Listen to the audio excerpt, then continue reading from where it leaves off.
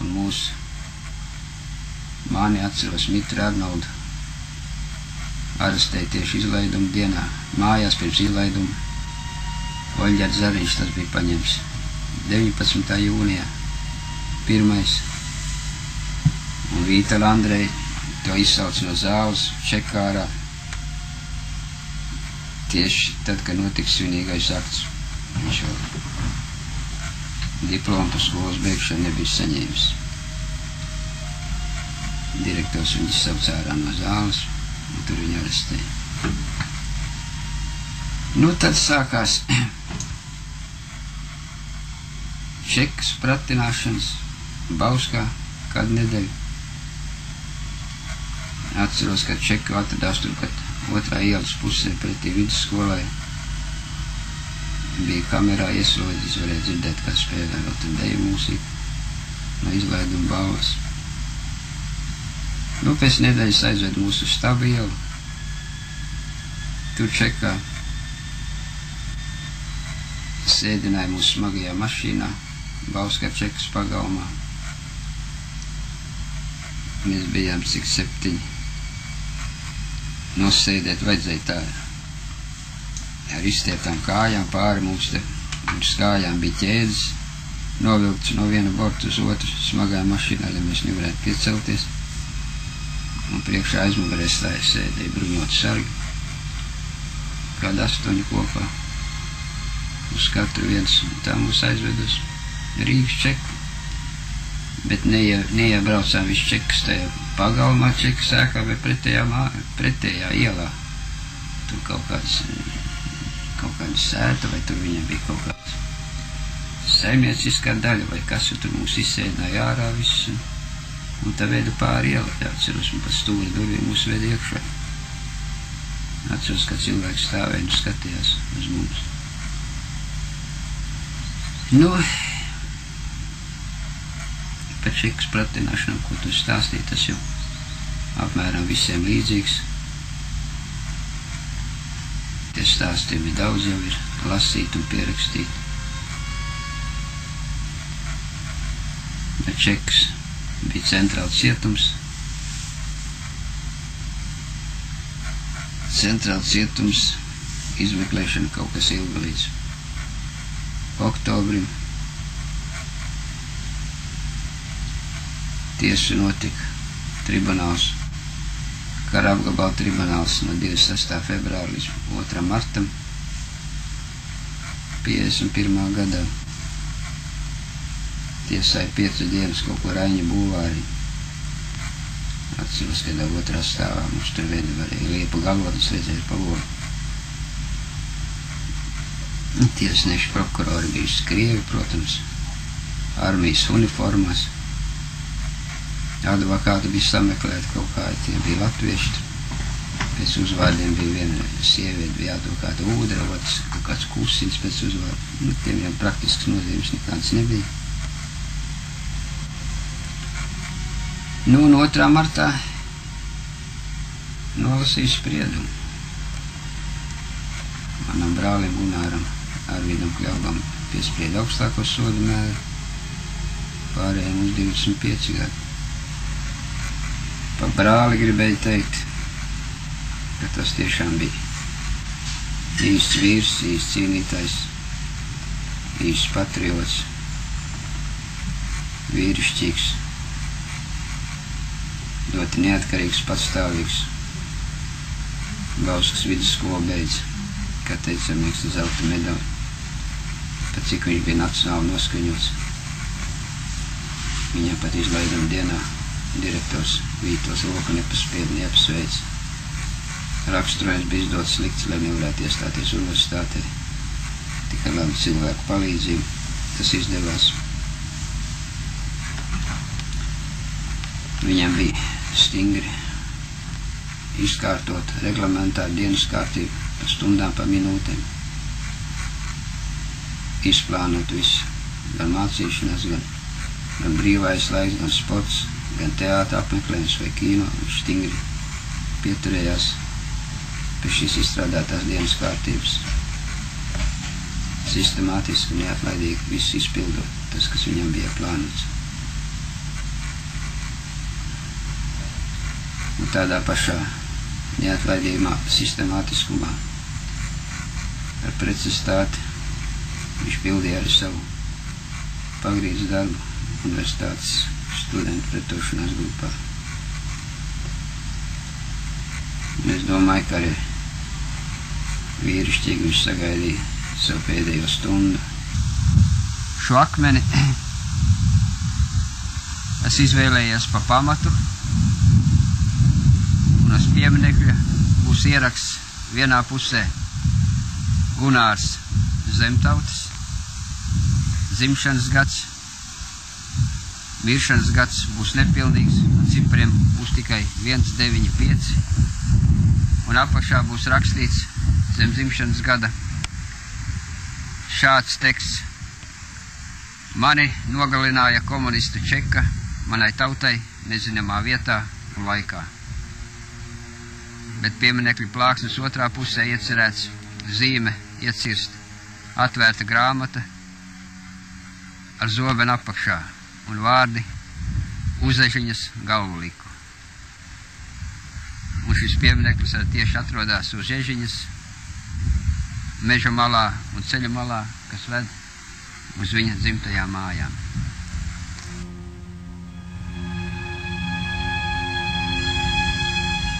Pārsūtamā punktā pagāja dažas dienas, un tā kājām mūs zina projām, aizdzina uz 6. šahtu. Tas no Vorkutas centra kā 5-6 km. Sadalīta par brigādēm, silogļu klasa 45 grādu, kritumā slīps bija 70 cm augsts. Tur vajadzēja strādāt uz vēdra guļus. Tumsa bija, protams, iedot kaut kāda elektriskā tāda lampiņa piekārta pie jostas, tādā blāvā gaismā. Vajadzēja šitās ogles tur pa tādām zelza renēm, reštakiem, no tā laist uz leju. Vajadzēja šitās oku tādas stutmalku saucamā, ko stiprināja, lai pēc ogļa izrakšanas, izgrābšanas tur neiebruktu. Tos vajadzēja laist lejā. Vārds sakot, viss tādā slīpumā vajadzēja prastu noturēties un atspērties un reizē darba veikt, un tas bija viss tādās, var teikt, tikpat kā tumsā mitrumā. Nu, veselība to neturēja, tad tika ievietots ārstniecības punktā, jeb stacionārā, un tad pēc tam tika pārvest atkal uz vieglākiem darbiem. Virspusē apkalpot šahtu. Virspusē jau ziemā arī bija lielie sali, tāpat nebija viegli, atceros. Bija viena diena, ka bija pārpa 50 grādu, ka vajadzēja strādāt pie ogļu iekraušanas lielos dzelzceļa vagonos. Šausmīgs sala. Vigla bija tāda liela laiks rāms. Salaka nomainīja sniega vētrās. Sala parasti kritās un 25 grādi, bet bija šausmīgi. Puteņi bija, ka varēja grūti pat noturēties kājās, bija nekas nebija redzams. 53. gadā sākās streiku vilnis, ka visas Padomju Savienības lēģeriem bija ar Vorkutā. Bija arī upuri cilvēku, sevi 29. šaktā. Apšāva daudz cilvēkus. Mūsu 6. šaktā izgāja bez upuriem. Tas atkarējās arī no lēģera administrācijas. Liela daļa mūsu savāca aktīvākos. Aizsūtīja uz soda nometni, kur pavadījām pāri mēnešu, streika noplakta. Mūs atkal izdalīja pa nometnēm, atgriezos atpakaļ 6. šaktā. Hruščova tas atkušņa laiks saucamais, kad sūtīja pa lēģeriem tādas komisijas, kas skatīja visas lietas cauri. ļoti daudzi ieslodzīto atbrīvoja, daudziem samazināja sodus.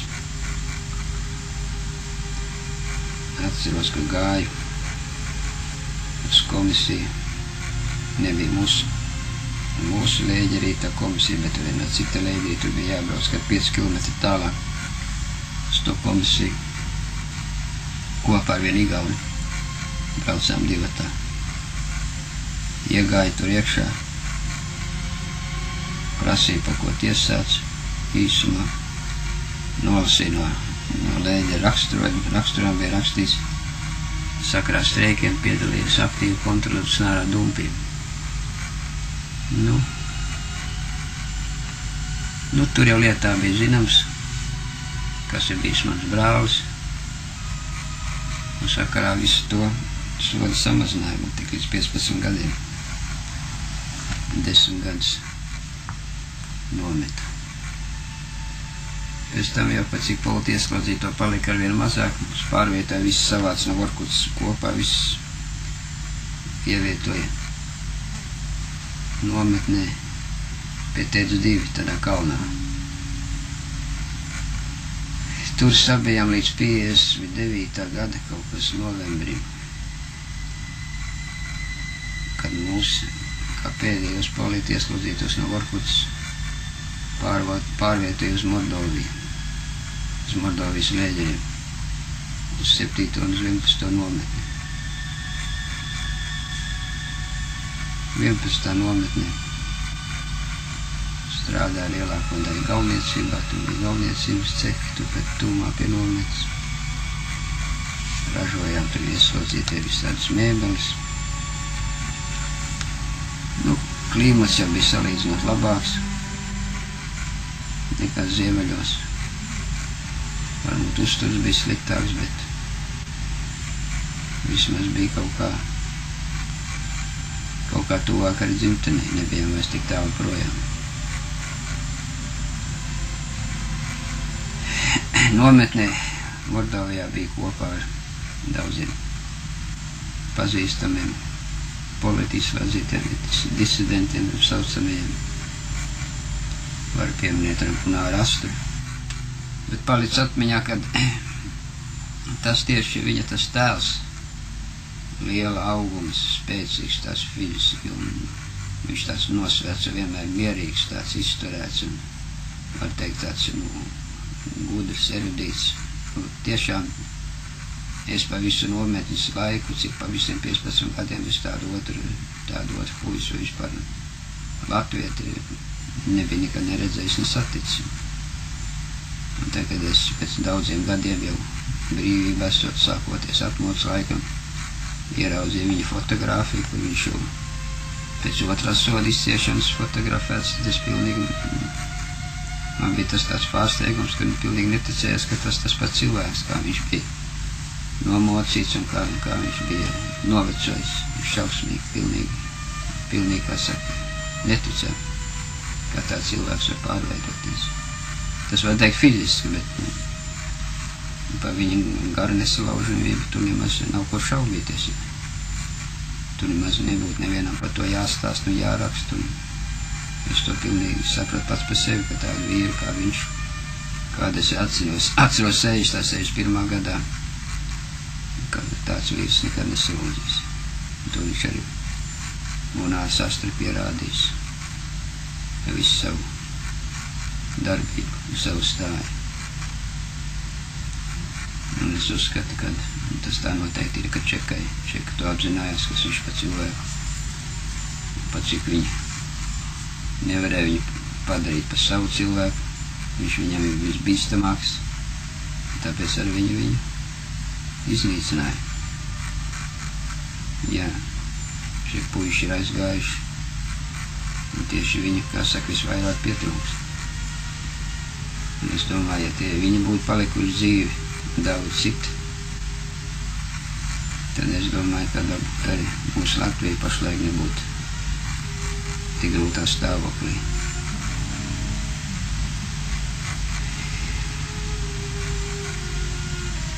Pienāca 65. gada 22. jūnijas, kad izbeidzās mans soda termiņš un kad tika atbrīvots. Bet tas iespējas bija tāds, vien gribēja piebilst, ka pirms vēl tā labu laiku, pirms tā termiņa beigām, ka bija,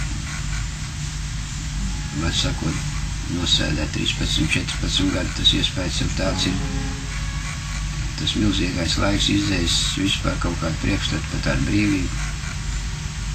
Bija tāds iespējas, ka tu neesi nekad dzīvojis, nekādā brīvībā, nekas nekad tev nav bijis, ka šī tā dzīve jau no dzimšanas viss tā leģera tev ir bijusi un te nekas nemainīsies, un tā ticība nemaz tādai atbrīvošanai arī nebija. Tikai iepriekšējā dienā, kad to paziņoja, un tad tik kaut kā mazliet sāka tā ticība atgriezties.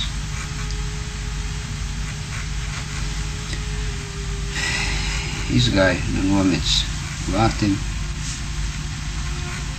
man bija atbraukus pretī, sagaidīt no Rīgas, pazīsta meiteni, ko bija iepazinies ar vēstulē.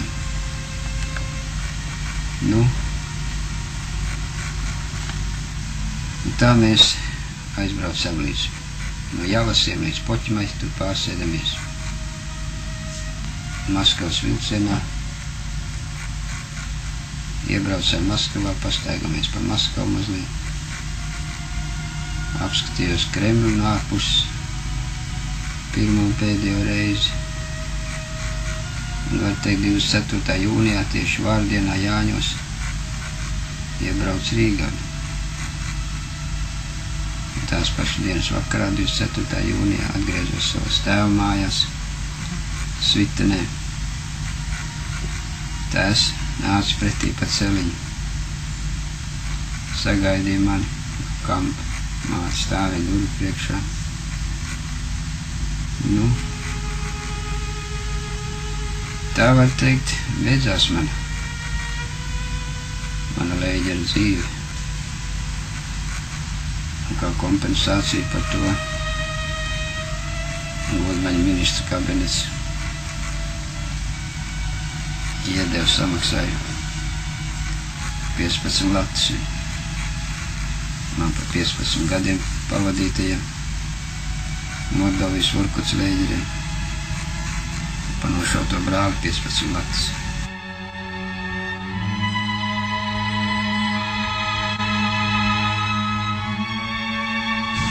Bet vēl ilgu laikus, varbūt gadu 10 pāris, šatad pa sapņiem es sapņojos pa Vorkutu, pa nometnēm, kad līstu, pa nometņu vietām, pa barakām. Un cik interesanti, kad es pamostos no tiem sapņiem, es esmu vienmēr tā kā raudājis sapņiem. Kāpēc tas tā bijis, es tā grūti iztūkot varbūt. Tāpēc, ka tā bija tomēr man jaunība. Kāda arī viņa bija. Atgriezties jaunībā, vienalga, kur viņa pagājusi, varbūt kaut kā sāpīgi un skumji.